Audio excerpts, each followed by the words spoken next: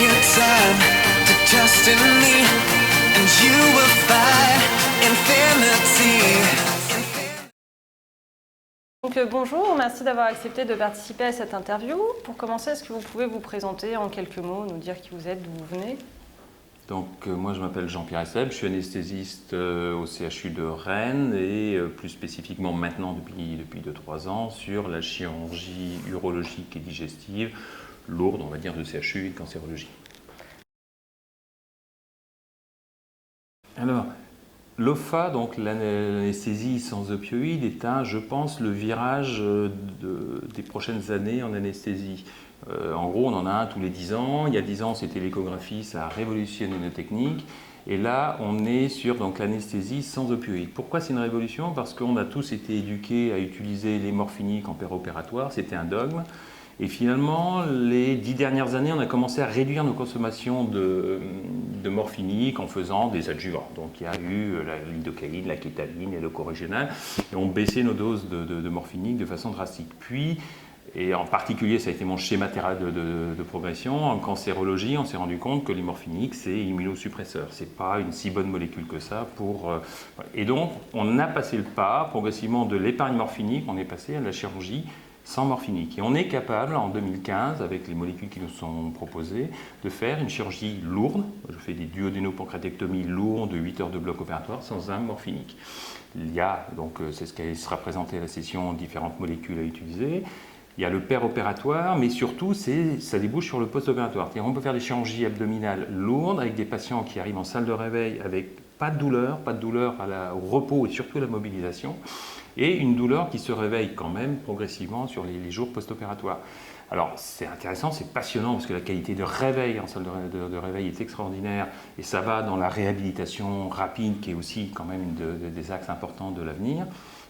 Et surtout, le deuxième message qui me perturbait depuis pas mal d'années, c'est voilà, le modèle chirurgical n'est pas qu'un modèle d'excès de nociception dans lequel la seule réponse était les morphiniques. On le savait quand il avait discuté les antiépileptiques et l'efficacité, enfin, etc. Toutes ces molécules qui tournaient plutôt autour des douleurs neuropathiques et qui montraient que c'était partie prenante de la chirurgie et de la douleur post-opératoire. Et finalement, on se rend compte qu'on peut très bien faire. Maintenant, je fais donc beaucoup de patients en OFA et j'ai des collègues qui le font. Les Belges sont un peu novateurs dans cette technique-là. On peut faire une chirurgie lourde, sans morphinique. Et moi, je dirais, ça me satisfait au niveau de mon concept de savoir que c'est des patients cancéreux, que je ne fais pas de morphinique. Clairement, il ne faut pas qu'ils aient mal non plus, parce que dans ces cas-là, on ne fait pas bien. On sait que la douleur est un immunosuppresseur.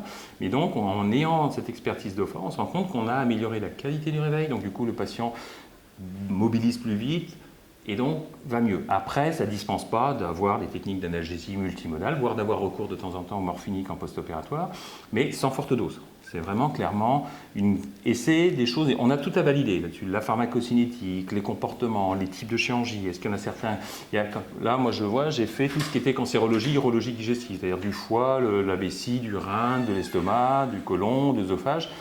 J'ai fait la semaine dernière de la thoracotomie pour chirurgie thoracique en OFA. Donc on peut faire quasiment, je pense, je n'ai pas l'expertise en orthopédie par exemple, énormément de chirurgie sans morphinique.